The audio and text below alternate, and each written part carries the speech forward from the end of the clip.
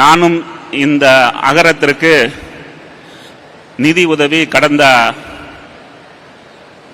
9 மாதங்களாக கொடுத்து வருகிறேன். எவ்வளவு கொடுத்திருக்கிறேன் என்பது எனக்கு தெரியாது.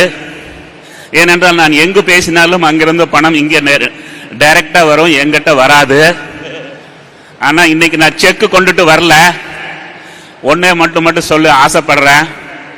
என்னுடைய 1 கோடி ரூபாய் இந்த அகரம் நிறுவனத்திற்கு வந்து சேரும் என்று மகிழ்ச்சியுடன் தெரிவித்துக் கொள்கிறேன்.